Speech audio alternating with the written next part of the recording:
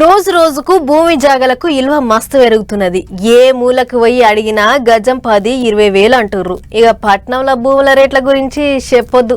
గజం 5-6 లక్షలు వలుకుతున్నది. అందుకే ఉన్న భూములను పైలంగా కాపాడుకుంటుర్రు చాలా మంది. అయితే లొల్లు ఎక్కడొచ్చిందయ్యా అని అంటే 22A సెక్షన్ కడ వచ్చింది. ఓ దిక్కు సర్కారోళ్ళు పబ్లిక్ భూములకు వచ్చిన ఆపత్తి ఏం లేదని చెప్తున్నా సరే ఎగస్ పార్టీ వాళ్ళు మాత్రం ఇగో గిట్లా అగిరా చేస్తూనే ఉన్నారు. చూడరు మీరే. ఆ చందమామనే కాదు, ఇప్పుడు తెలంగాణ రాజకీయం కూడా భూమి చుట్టే తిరుగుతాంది. భూమి జాగల పంచాయతీ చేయబట్టి పార్టీల నడుమ పొట్టులాడాయి నడుస్తుంది. గా 22వ సెక్షన్ కింద పబ్లిక్ భూములు ఇండ్ల మీద నిషేధం పడేటాలకు కారు పార్టీ వాళ్ళు సర్కారు వాళ్ళకు ఒక్క తీరుగా సూటి పెడతాండ్రు. పట్నంలో తాపకో కాడ మీటింగ్ పెట్టి మంచిగానే ఆర్చుకుంటాండ్రు. ఇక చూడరి కూకట్పల్లి దిక్కు నడిచిన మీటింగుల మాజీ మంత్రి ముచ్చట్లు ఎట్టెట్ట నడిచినాయో. లేఅవుట్లైనవి కూడా అనుమతులు ఇచ్చింది, గవర్నమెంట్ అనుమతులు ఇచ్చింది, ప్రజలు ప్లాట్లు కొనుక్కున్నారు, అక్కడ ఇండ్లు కట్టుకున్నారు. ఇలా రేవంత్ రెడ్డి ప్రభుత్వం ఏం చేసిందంటే 2008 కంటే ముందు నీ భూమి యుఎల్సీలో ఉంది అని చెప్పి ఆ భూములను తిరిగి యుఎల్సీలో పెట్టినారు. కాలనీలు 2008లో యుఎల్సీ రిపీల్ అయిన తర్వాత అంతకు ముందు ఎప్పుడో యుఎల్సీలో ఉండని ఇవాళ యుఎల్సీలో కాలనీలు పెడితే ఎంతమంది ప్రజలు ఆగమవుతారు? గంతేకాదు ఇంకేమన్నాడో చూడండి హరీష్ రావు సారు. 40-50 సంవత్సరాల నుంచి ఆ ఇళ్లలో అపార్ట్మెంట్లలో డబ్బులు పెట్టి కొనుక్కొని డబ్బులు రిజిస్ట్రేషన్ డిపార్ట్మెంట్ కట్టి మున్సిపల్ డిపార్ట్మెంట్ కట్టి ఆ ఇల్లు కట్టుకొని ఆ ఇళ్లలో దశాబ్దాలుగా జీవిస్తున్నటువంటి ఈ ప్రజల ఆస్తులను రాత్రికి రాత్రి నువ్వు కబ్జా పెట్టినవు. ఈ ప్రజలు కాదు కబ్జాదారులు, నువ్వే కబ్జాదారుడిగా మారినవు. గట్టిగానే ఆర్చుకుంటారు ఎగస్ పార్టీ వాళ్ళు. అయితే ప్రైవేటు భూములు గాని పబ్లిక్ భూములు గాని ఒక్క గజం కూడా పోదు. ఎవ్వలకు అన్యాలం కాదు, పరేషాన్ కావద్దు అంటున్నారు సర్కారు వాళ్ళు.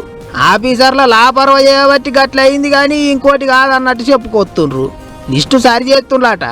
కానీ నిషేధం పడ్డ భూములను బయటికి తీయాలంటే మళ్ళీ అర్జీలు పెట్టుకోవాలి, ఆఫీసుల చుట్టూ తిరగాలి అని ఏటికంటాళ్ళు. తప్పు చేసిన ఆఫీసర్లే సరి చేయొచ్చు కదా అని అడగబట్టిర్రు జనాలు.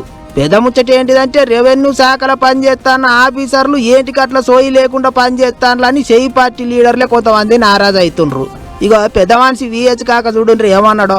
గతంలో ఏముంటుంటే పట్టేది పట్టుకొని తప్పు చేయకపోతుంటే అరే నేను చేస్తే ఊళ్ళంతా తద్దురని భయపడుతుంది. ఇప్పుడు ఏమైంది, ఎంఆర్ఓ పెట్టుండు, ఎంఆర్ఓ పోతున్నాడు, సర్వే నెంబర్ 23-24 చేస్తున్నాడు, ఇక వాడు తిరుగుతూనే ఉంటాడు. మళ్ళీ ఇంకోసారి ఎంఆర్ఓ వస్తాడు. అంత కరప్షన్ జరుగుతుంది. కాబట్టి దీంట్లో ఏదైనా మార్పు జరగాలి. అన్నిటికంటే రిజిస్ట్రేషన్ ఆఫీసులో ఎవరైనా పెట్టుకున్నా, హనుమంతులో పెట్టుకున్నా, అదేవిధంగా మసూదన్ పెట్టుకున్నా, కొన్నటోడుకున్నా అమ్మేటోడుకున్నా ఆ స్పాట్కి పోయి ఇది నిజమైన ఆయన భూమి అని చూసుకున్న నాడే న్యాయం జరుగుతుంది కాదా అన్నట్టు. పని పాతర పెట్టి జాతరకు పోయినట్టు చేస్తున్న ఆఫీసర్ల మీద రెవెన్యూ మంత్రి ఓసారి నజరేయాలి అన్నట్టు మాట్లాడిండు కాక. మరి ఎట్ట చేస్తారో ఏమో కానీ జల్దీగా పబ్లిక్ భూములను నిషేధం లిస్టులకేంచి తీసేసి పుణ్యం కట్టుకోండి సార్లు అని అడుగుతాండ్రు అందరూ. లైన్ దాటిండ్రంటే షార్ట్ కొడుతుంది అని అంటుర్రు పెద్ద మనుషులు. లైన్ దాటేటట్టు మీరే చేస్తుర్రు అని అంటుర్రు షెలిగే లీడర్లు. ఇట్లా షేయి పార్టీల పంచాదులు ఎటో కొసెలుతలేవు. సార్లు రోజుకో మీటింగ్ పెట్టుకుంటుర్రు గాని పంచాది చెప్తలేరు. ఇక చూడుర్రి మళ్ళోసారి డిప్యూటీ సీఎం సారి ఇంట్లో మీటింగ్ అయ్యరట. చూడుర్రి ఏమేమి ముచ్చట్లు నడిచినాయో. లైన్ దాటిండ్రంటే లెక్క మారుతుందని మంగళవారం నాడు సీఎం సార్తో మాట ముచ్చట్లు చేసినాక బయటకు వచ్చి మాట్లాడినరు క్రమశిక్షణ కమిటీ లీడర్లు. చెలిగే లీడర్లను గట్టిగానే ఆర్చుకోవాలన్నట్టు రిపోర్ట్ ఇచ్చిల్లట. ఇక ఆ ముచ్చట అట్లుండగానే బుధవారం నాడు డిప్యూటీ సీఎం భట్టి సార్ ఇంట్లో మళ్ళీ మీటింగ్ నడిచింది. మీటింగుకు మంత్రి ఉత్తమ్ సార్ సుత పోయిండు. అట్లనే మంత్రి సూర్యకక్క ఇంటి ఆయన కొండామురళి సారు పోయిండు. ఇక బయటకు వచ్చినాక లోపల ఏమేమి నడిచింది సారు అని అడిగితే సూర్యకక్క ఇంటి ఆయన ఏమన్నాడో చూడండి. మేము కాంగ్రెస్ పార్టీని వీడేది లేదు, సోనియా గాంధీ మీద, రాహుల్ గాంధీ గారి మీద, ప్రియాంక గాంధీ మీద సంపూర్ణ విశ్వాసం ఉంది. ఏం లేదు, బాగున్నాం అన్న అంటే బాగున్నాం అనుకున్నాం, మాట్లాడినాం, వచ్చినాం. దాన్ని డిస్కషన్ నేను చేయలేదు, దానికి నాకు సంబంధం లేదు. అది నా బిడ్డ ఇష్యూ. 35 సంవత్సరాలు ఉన్నాయి దానికి. ప్లాన్ ఏదో అది ఏం చేసింది, ప్లాన్ బిలో ఏం చేసుకుంటుందో నా బిడ్డకు తెలుస్తుంది, నాకు తెలుస్తుందా అన్న కాదన్నట్టు.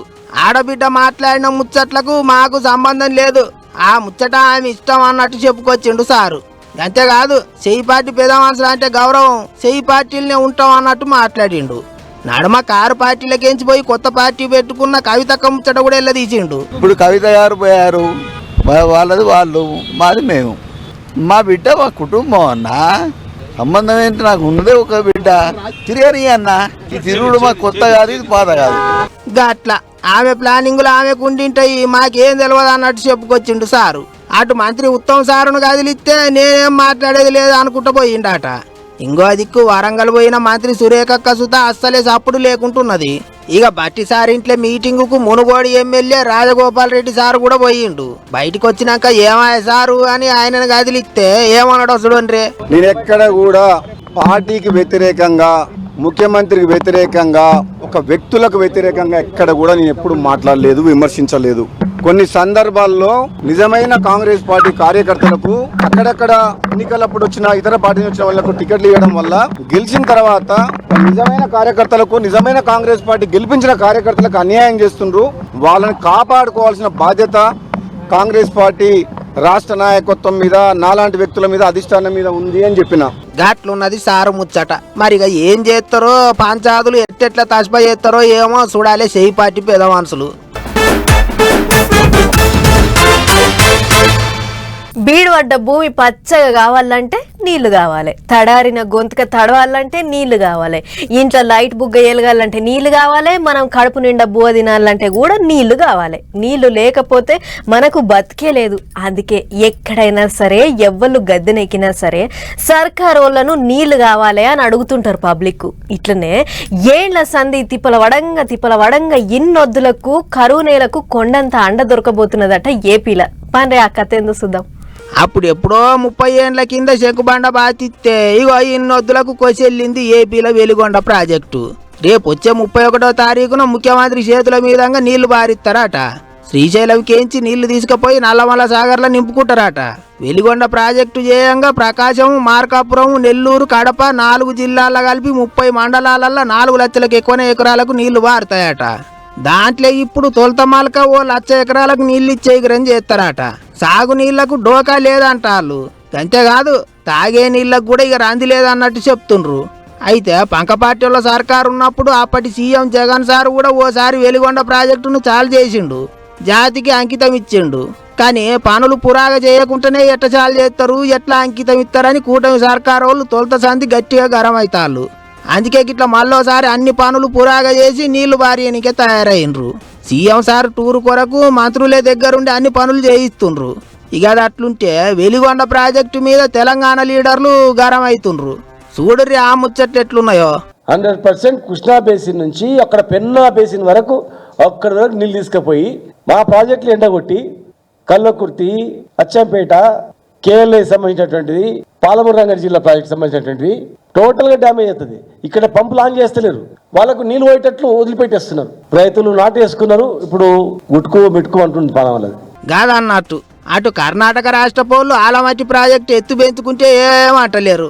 ఇటు ఏపీ సర్కారు వాళ్ళు శ్రీశైలం ప్రాజెక్టులకేంచి నీళ్లు ఎత్తి పోసుకుంటుంటే ఏమంటలేరు. తుంగభద్ర నీళ్లను కాలువల పోయింటి కర్ణాటక రైతులు ఆపుతుంటే కూడా ఏమంటలేరు అని సర్కారు వాళ్ళ మీద గట్టిగానే కోపానికి వస్తుండ్రు గులాబీ లీడర్లు.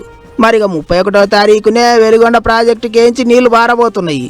ఏడు దాకా పోతాయో చూడాలి లీడర్ల ముచ్చట్లు. వెనకట రాజుల కాలంలో రాజు చెప్పిందే వేదం, రాజు చేసిందే శాసనం. కానీ ఇప్పుడు మాత్రం జమానా అట్లా లేదు. మన దగ్గర అయితే ప్రజాస్వామ్యం నడుస్తున్నది. సర్కారోళ్ళు చేసే పని పసందు కాకపోతే పబ్లికే ప్రశ్నిస్తుర్రు, రోడ్డెక్కుతుర్రు. ఇక ఎగస్ పార్టీ వాళ్ళు అయితే పంచాది పెట్టి పొట్టు లులు చేస్తుర్రు. అధికారాల్లో ఉన్నోళ్లను ఇరుకున పెట్టే ఈగ్రం చేస్తుర్రు. ఇగో ఇట్లనే ఏపీలో కూడా పంక పార్టీ వాళ్ళు జోరు పెంచారు. మాజీ సీఎం తాపకోసారి మైక్ల ముంగట్టుకొస్తుండు. చూడుర్రు ఈసారి ఏమన్నాడో సార్. ఊకున్న దానికంటే ఊగిందే మేలన్నారు పెద్దోళ్ళు. అందుకే ఏపీలో సుత ఏగస్ పార్టీ వాళ్ళు తాపకో పంచాది ముంగటేసుకుంటారు. అవోటి కేసులు చేయంగా లీడర్లంతా వెనకకు పోతారు అనుకున్నాడో ఎట్టనో. మరిగా మాజీ సీఎం జగన్ సారే రోజుకో మీటింగ్ పెట్టి సర్కారు వాళ్ళ మీద బాణాలు ఎత్తాండు. గిట్లనే మంగళవారం నాడు 175 నియోజకవర్గాల లీడర్లను పిలుచుకొని అందరిని హుషారు చేసిన సారు బుధవారం మళ్ళోసారి మైకుల ముంగట్టుకొచ్చి గట్టిగానే సూటి పెట్టిండు. చంద్రబాబు నాయుడు గారు ఎంతసేపు ఉన్నా కూడా మా పైన తప్పుడు ప్రచారాలు చేయడము, అబద్ధాలు చెప్పడము, టాపిక్లు డైవర్ట్ చేయడము, రెడ్ బుక్ ను ఉపయోగించడము, వీటి మీద ధ్యాస పెడుతున్నాడే తప్ప కరువు సమయంలో ప్రజలను ఎలా ఆదుకుంటున్నాడో అన్న దాని మీద ధ్యాస లేదు. అన్న వాటి మీద కనీసం ఒక మాట చెప్పడం లేదు. చేసింది అంతకన్నా లేదు. సర్వేలన్నీ ఈసారి పంక 5వ నెంబర్లో తిరుగుతుందని చెప్తున్నాయట. ఇక ఆ ముచ్చట అట్లుంటే కరువు వస్తుందని చెప్తాను, అంత ఆగమాగం అవుతుంది అంటారు. మరి ఇక సర్కారు వాళ్ళు ఏం చేస్తుర్రో చెప్పాలి అన్నట్టు మాట్లాడిండు. ఆగస్టు 25, 26 తారీఖుల దాకా తీసుకుంటే -52% రాష్ట్రంలో ఈ రోజు వర్షపాతం లోటు ఇంత తీవ్రంగా కనిపిస్తా ఉన్నా కూడా కోస్తా ఆంధ్రాలో -47.18%, రాయలసీమలో -52.36%. ఏ జిల్లా చూసినా కూడా లోటు కనిపిస్తా ఉన్న పరిస్థితి. కానీ ఇంత దారుణమైన పరిస్థితి ఉన్నా కూడా చంద్రబాబు నాయుడు గారు కుంభకర్ణుడిని తలపిస్తూ నిద్ర నటిస్తూనే ఉన్నాడు తప్ప రైతులకు మంచి చేసే కార్యక్రమాలు ఇంతవరకు ఏది కూడా చేస్తూ అడుగులు పడలేదు. ఇట్లా ఒక్కొక్క ముచ్చట కాదు, వచ్చే లోకల్ ఎలక్షన్లు, గంజాయి కేసులు, బీసీలకు రిజర్వేషన్లు, పంటల బీమా ముచ్చట్లు అన్ని ముంగటేసుకున్నాడు మాజీ ముఖ్యమంత్రి. అయితే ఇంకో దిక్కు అసెంబ్లీకి వచ్చి మాట్లాడమంటే వస్తలేరు గాని మైకుల ముంగట ఊకొని మాటలు ఏంటికి ఇరుత్తాళ్ళు అని కోపానికి వస్తుండ్రు కూటమి లీడర్లు. అసెంబ్లీకి వచ్చి అడిగితే అన్ని తీర్లు చెప్తాం కదా అన్నట్టు గరం అవుతుండ్రు. ఇది ఈ కూటమి ప్రభుత్వం ప్రజలకి జవాబుదారిగా ఉంటాం. మీకులాగా తప్పించుకుని పారిపోవడం, మీకులాగా అభూత కల్పనలు చేయటము, ఏదన్నా ఉన్నా స్ట్రైట్గా చర్చించడానికి అసెంబ్లీని మేము వేదిక చేసి చర్చించడానికి మేము సిద్ధంగా ఉన్నాం. మీరు అసెంబ్లీ నుంచి పారిపోయి అసెంబ్లీకి రాకుండా ప్రజాస్వామ్యం గురించి మాట్లాడుతున్నారు. ప్రజాస్వామ్యంలో చట్టసభలోనే ఎందుకోసం? ప్రజా సమస్యలు చర్చించడానికి. మీకు ప్రజాస్వామ్యం అంటే విలువ లేదు, చట్టాల మీద విలువ లేదు. గిట్లా ఎవరికెవరు తాగుతలేరు. ఎగసి పార్టీ వాళ్ళ ముచ్చట్లకు సైకిల్ పార్టీ లీడర్లు కూడా మరల పడ్డట్టే మాట్లాడవచ్చిండ్రు. పక్క పార్టీ వాళ్ళు కొత్త లెక్కలు మాట్లాడుతుంటే కూటమి లీడర్లు పాత లెక్కలన్నీ బయటికి తీస్తుండ్రు. లడాయి నువ్వా నేనా అన్నట్టే నడుస్తాంది. చూస్తుంటే పోత ఇంత ఉడికెక్కేటట్టే ఉన్నది ఏపీ రాజకీయం. కందిపప్పు రేట్ ఎందుకు పెరిగింది అని అడిగితే పెట్రోల్ డీజిల్ రేట్లు పెరిగినాయి మేడం అని అంటుర్రు. మొన్నటిదాకా 15 రూపాయలకు జత బట్టలు ఇస్త్రీ చేసినోళ్ళు ఇప్పుడు 25 రూపాయలకు జత అంటుర్రు. ఎందుకయ్యానంటే బొగ్గులు దొరుకుతలేవు మేడం అని అంటుర్రు. ఇట్లా ఎంకిపెళ్లి సుబ్బిసాగుకు వచ్చింది అన్నట్టు లోకం మీద ఏదో ఒక వస్తువు రేటు పెరుగుడు చేయబట్టి తతిమ సామాన్ల రేట్లు కూడా పెరుగుతున్నాయి. ఇట్లనే ఇగో మళ్ళేం పెరిగినాయో చూడుర్రు మీరే. చాయ్ చటుకున తాగరా బాయ్, ఈ చాయ్ చముక్కులే చూడరా బాయ్, ఏ చాయ్ ఖరీదులో చీపురా బాయ్, ఈ చాయ్ గరీబుకే విందురా బాయ్ అని అదేదో సినిమాల అగ్గోసగ్గోల దొరికే ఛాయ్ గురించి మా గొప్పగా సాగే ఓ పాట ఉంది. కానీ ఇప్పుడు ఆ పాటను ఉల్టా వాడుకోవాల్సిన కథం ఓపైంది. ఒకప్పుడు సింగిల్ ఛాయ 10 రూపాయలే ఉండే, ఇప్పుడు ఏకంగా 20కి వచ్చింది. జరంత ఇరానీ ఛాయ్ అయితే 25 కూడా. మరి ఎందుకు ఇట్లా పిరమైందనంటే అదంతా చక్కెర పుణ్యమే. నిన్నయాల చక్కెర ధర పిరమైంది. అయితే దేశంలో బండుతున్న చెరుకుల చాలా మటుకు ఇథనాల్ పెట్రోల్ తయారు చేస్తానికే పట్టుకుపోతురాట. అట్లా చక్కెర కోసం రావాల్సిన చెరుకు గడలు అడిదిక్కు పోయేటాలకు ఇప్పుడు చక్కెర ధరలు పిరమవుతున్నాయి. పెద్ద సూపర్ మార్కెట్లో పోయి కిలో చక్కెర ధర అడిగితే మాత్రం చక్కెర వచ్చినంత పని అవుతుంది జనాలకు. ఇక దుకాణాల కాడనైతే 80-90. ఇక ఈ ధరలు చూస్తుంటే ఇండ్ల ఆడమాయి లెక్కలు చక్కెరతో చేసే స్వీట్లు, పాశం పువ్వులు కొన్నొద్దులు మర్చిపోవాల్సిందే. అదీగాక ఏ ఇంట్లోనైనా మైలక్కలు పొలగాన్లకు అవోటి తీయటి వంటలు చేసి పెడుతుంటారు. శావంగులు, గులాబ్ జాములు, రవ్వ కేసరి, సిరాపూరి కాంచి మొదలు పెడితే రోజు పొద్దున పొలగాన్లు దాకే పాల దాకా ఎంతో కొంత చక్కెర ఏంది పొలగాన్లు గిలాస సుత ముట్టరు. అసొంటియాల చక్కెర ధరలు పెరుగుడు సగటు గరీబులకు షాక్ అనే చెప్పాలి. పెద్ద ముచ్చట ఏంటంటే పెద్ద పండుగలన్నీ ముంగట్నే ఉన్నాయి. చవితి పండుగ కాంచి చాలు చేస్తే బతుకమ్మ, దసరా, దీపావళి, క్రిస్మస్ ఇట్లా ఒకటి వెళ్ళిపోగానే ఒకటి లైన్ కడుతున్నాయి. ఇక పండుగల పూట దేవుళ్ళకింత తీపి నైవేద్యం వండుదాం అని అనుకుంటే కూడా చేదు ముచ్చటే. మరి అప్పట్లోపన్న ధరలు ఏమైనా తగ్గుతాయో లేదో గాని చరిత్రలో ఎన్నడూ లేనంత చక్కెర రేటు పేరు కూడా ఇప్పుడు జనాలను చిత్రపోయేటట్టు చేస్తుంది. చూడాలి మరిగా ఏం చేస్తారో సర్కారు వాళ్ళు. చిన్నప్పటి నుంచి కని పెంచి పెద్దగా చేసి చదివిచ్చి ఓ పనోన్ని వేస్తే కన్న బిడ్డలు మంచి చెడ్డ చూస్తారో చూడరో నమ్మకం లేదు కానీ అదే ఓ మామిడి చెట్టు పెట్టి దానికి నీళ్లు పోసి పురుగు ఊసి ముట్టకుండా మంచిగా చూసుకుంటే మాత్రం ఖచ్చితంగా మనకు నీడనిస్తుంది, పండ్లు ఇస్తుంది, గాలినిస్తుంది, ఎన్నో జీవాలకు ఆవాసం అవుతుంది. అందుకే వృక్షో రక్షతి రక్షితః అని పెద్దోళ్ళు ఎప్పుడో చెప్పిర్రు. ఇక ఇప్పుడు ఈ ముచ్చటంతా ఎందుకు చెప్తున్నామనంటే చూడరు వీళ్ళు ఏం చేసిర్రు. పచ్చని చెట్లు ప్రగతికి మెట్లు అని చదువుడే కాదు, గా ముచ్చట్ను 100% నిజం చేస్తుడి ఓ గీడ రాఖీలు పట్టుకున్న సార్లు. మంచిర్యాల పట్టణంలో చెట్లకు రాఖీలు కట్టే కార్యం పెద్ద పండుగ లెక్కనే అయింది. వృక్ష రక్షాబంధన్ అనే పేరుతోని ప్రకృతి మిత్ర ఆధ్వర్యంలో ఓ పేరంటం పెట్టిర్రు. ఇగాడికి అడవి శాఖ అధికారులతో పాటు చెట్లంటే పాయన ఉన్న చాలా మంది ప్రకృతి ప్రేమికులు హాజరుపడ్డారు. వచ్చినోళ్ళంతా చెట్ల గురించి మంచి మంచి నినాదాలు ఇచ్చి అటెనక పెద్ద పెద్ద రాఖీలను చెట్లకు కట్టిర్రు. వాటిని సుత ఓ అన్న ఓ తమ్మిళ్ళ లెక్క భావించరు. మాకివి ఇంటి కుటుంబ సభ్యులతో సమానం. చెట్లను కాపాడురి, మన స్వార్థం కోసం వాటిని అట్టే కొట్టేదు. ఒక చెట్టు కొట్టేస్తే అసొంటి చెట్టు తయారైతానికి కొన్ని ఏళ్ళు పడుతుంది. కాబట్టి ఈ కాంచన్న ప్రతి ఒక్కరు వాళ్ళ పుట్టినరోజు నాడు ఓ మొక్క నాటురి. ఇది ప్రతి ఒక్కరు అలవాటు చేసుకోవాలి అని చెప్పుకొచ్చుండు ప్రకృతి మిత్ర పెబ్బ యోగేశ్వర్ సారు. కేవలం ఒక అధికారం, ఒక ఫారెస్ట్ అధికారం, ఒక ప్రభుత్వ అధికారి బాధ్యత కాదు, ఇది అందరి బాధ్యతగా భావించి ఇది గౌరవ పౌరులందరి బాధ్యత. రాజ్యాంగం ప్రకారం ప్రతి పౌరుడు సహజ వనరులను కాపాడుకోవాలి, చెట్లను అడవులను పెంచాలి, వన్యజీవులను కాపాడుకోవాలి, వాటి పట్ల భూత దయ ఉండాలి అనే ఒక మెసేజ్ మేము ప్రకృతి మిత్ర తరఫున అందించే ప్రయత్నం చేస్తున్నాం. మరి అంతేకాకుండా ఈ రోజు నుంచి మేము ఒక ప్రతిజ్ఞ కూడా తీసుకుంటున్నాం. మేమందరము ప్రకృతి మిత్రులుగా మారుతాం, ప్రపంచంలోని మిత్రులందరినీ తోటి ప్రకృతి మిత్రులుగా మార్చేందుకు కృషి చేస్తామని చెప్పేసి తెలియజేస్తున్నాం. అది ఉన్న చెట్లను కొట్టేయకుండా చూసుడు ఏ అధికారి బాధ్యతో సర్కారు బాధ్యతో కాదు. ప్రతి మనిషి చెట్టును అమ్మలాగా చూసుకోవాలి.